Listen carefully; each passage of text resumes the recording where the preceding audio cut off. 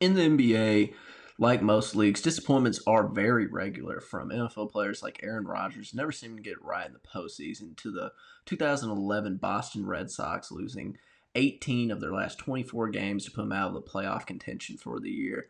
The NBA has zero shortage of disappointments, but the biggest one's changing how teams and even the league ended up today. LeBron, when he first came into the league, was the most hyped player the world had ever seen. When Cleveland ended up with the first overall pick, it looked like if Cleveland could build a roster around him, they could be champions in a few years down the line. But instead, we got this fucking disaster. Rewatching the games, Cleveland built the worst roster they could to support LeBron's skill set. The 2007 finals were a mismatch in every bit. LeBron drug a team more fit for a JV court than an NBA court to the NBA finals. The second option of the team was Larry Hughes. Cleveland in the summer of 2005 gave Larry a $70 million 5 year contract that killed their salary cap space for years to come. In return, when they finally got to the finals, he only played 40 minutes between two games, went 1 from 10, then crapped out from injuries. Cleveland shouldn't even sign Larry in the first place. I mean, he was a two-way shooting guard that had no jump shot. He was averaging 30% for his career, and he wasn't even efficient from the inside the three either. He was averaging 40%. With his best skill driving to the paint, you know who else could drive to the paint? Who's very good at it also? LeBron. So it makes no sense why the front office would choose Larry over a player they could have picked up the slack behind the three-point line because this team was crying for a damn shooter. Jason Terry would have saved this franchise $4 million that year alone. Then, with all that money they saved, they could have spent more money on a guard, which they desperately needed. With the extra money the Cavs saved, they wouldn't have Eric Snow starting. They could have signed Finals MVP Chauncey Billups and saved $2 million over the year. And they would have been the most fun team to watch, and it would have been functional. As a second option, instead of Chauncey Billups, they could have signed Kirk Hendrick for even less money and invested the rest of the money that they would have spent, on Larry Hughes. But if they hadn't, they could have spent it on a better supporting cast than Cleveland already had. Or if they wanted to, be a little bit flashier, they could have signed Baron Davis and could have made the finals more than one time with the best player to ever step on an NBA court. But instead, the Cavaliers signed Baron Davis after LeBron had left, meaning it was completely pointless, and him being there was useless to them winning. Outside of 2007, they never really made a run close to getting swept in the finals, having 3 second-round exits, and in 2009 they ended up back in the Eastern Conference Finals against the Orlando Magic. But even though LeBron was averaging 38 points a night on 48% from the field, there just wasn't, anything you could do with such a dysfunctional team around him. And it's not all the front office's fault. Dan Gilbert, the owner, micromanaged all basketball decisions with no real clue how to make a winning team. I mean, these guys fucking sucked. In every way possible, the owner had zero place in the NBA organization. He's still owner, and he didn't ruin LeBron's shot winning ring the second time around. But he fired David Griffin, which was a move that pushed Kyrie to Boston and ruined Cleveland's dynasty with LeBron effectively twice. Now, the front office definitely did hold a lot of responsibility for Cleveland's failed success with, a player like LeBron. But this next team we're about to talk about was even worse. In 2013, the 76ers hired Sam Hinkie after the former management for this Philadelphia 76ers failed to get any real success or good pieces for a major market team like Philly. They had Iguodala running the offense with Jrue Holidays. While very good players, zero teams ever said, "We'll win the championship this year with our star player, Jrue fucking Holiday."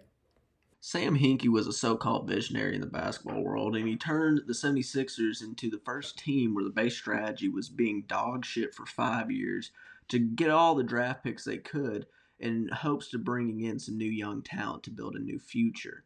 Now, Sam Hinkie left back in 2016 after the front office not really enjoying the process after averaging 18.5 wins a season for 4 years. In return, the 76ers got 2 first overall picks back-to-back years, 2 third overall picks, and then they also had a 10th and 11th overall pick. So you'd think with all these young, talented players that they should be dominating the league now, 10 years later. They haven't won shit. So it didn't go to plan, but that's okay. At least they have these high-value players that they can trade, right? Well, that went well, so hopefully the rest of these players are just as good. Okay, one bust, but the next one at least has to be still there, right? Well, That didn't last. So Markel Fultz was there for a while, but he broke his jump shot and just could not seem to, score. In his last season last year, he failed to even average 3 points a game, and as officially of now, he's out of the league for good. Okafor didn't last for other problems. The main problem that he faced was the fact that they already had a post player in Embiid that was more of the modern post player, and he was more traditional. He could not, shoot a three. He couldn't really do anything from mid range, and he had no court vision. And in today's NBA, you have to be a stretch big. There's no more, Shaquille O'Neal's or Kareem's running around anymore, and he just could not fit to that. Now, before those disappointments, the 76er fans had this one. Michael Carter Williams, he was the rookie of the year and averaged 16.7 points a game his first season, but he never averaged more than that and slowly dwindled away until he faded out the league because he just wasn't good enough to keep up. And when the league switched to more of a shooting style, he couldn't adapt and no teams really wanted him. So did one even stay? In 2018, the 76ers drafted Mikal Bridges. He was from Philadelphia. His mom even worked for the 76ers organization, but they traded him minutes after to the Suns, where he later ended up at the Knicks being a contributing piece right now as we speak, and he's the only one other than Embiid that's still in the league to this day. So it didn't work out on the draft, but maybe it could have worked out in free agency, right? So the biggest move in free agency that they made was J.J. Redick. Nothing wrong with J.J. Redick other than him starting Gabe Vincent, but I don't think this will turn a team around. So maybe they did big trades. 2018, they trade for Jimmy Butler. All they need to do now is keep him and they'll be okay. And they traded him. 2022, James Harden and Paul Millsap get traded to the Lakers. And I'm sure if they keep him this time, they'll get a championship. Okay.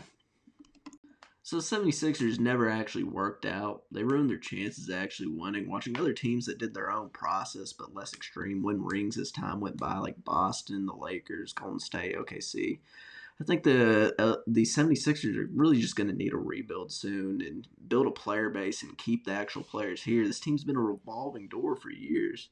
Now, the 76ers failed, but it's not as bad as this next team we're about to talk about that blew all their money without ever winning anything in return.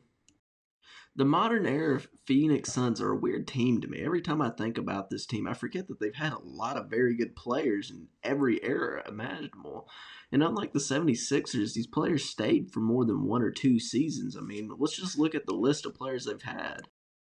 So they had a lot of talent, and a lot of these guys, played on the same teams together, overlapping. So they must have gotten a championship or two, right?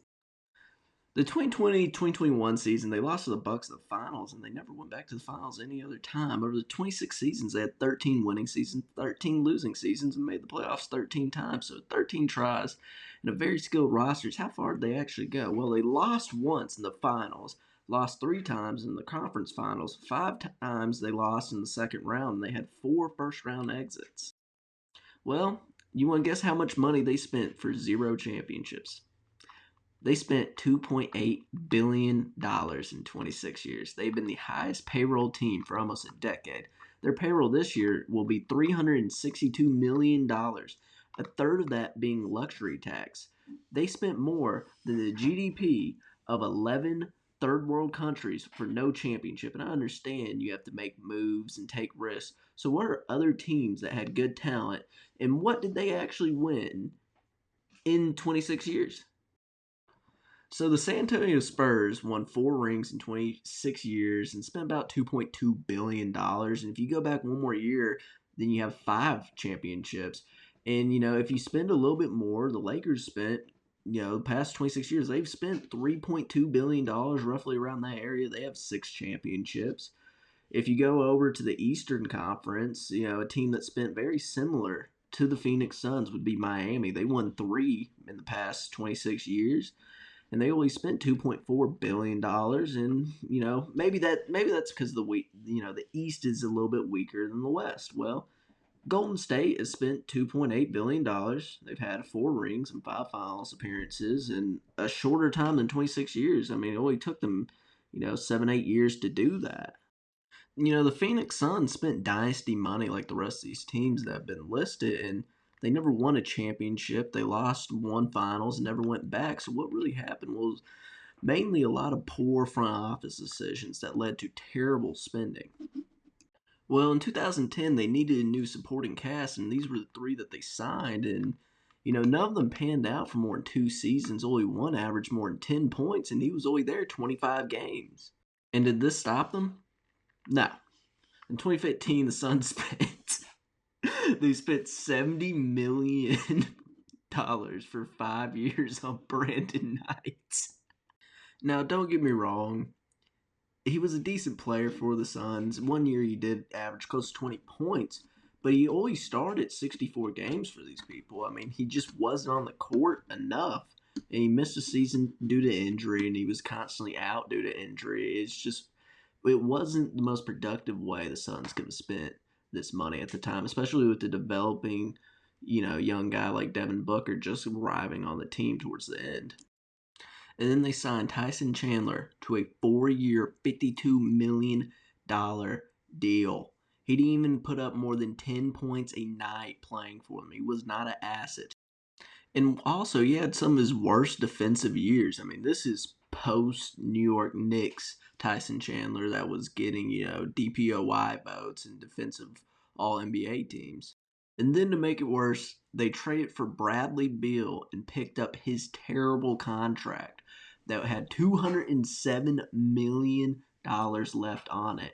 And this didn't work out because his stats just didn't line up with the Supermax contract. They weren't bad. It's just, no one's paying this guy $200 million to not average 20 points a night.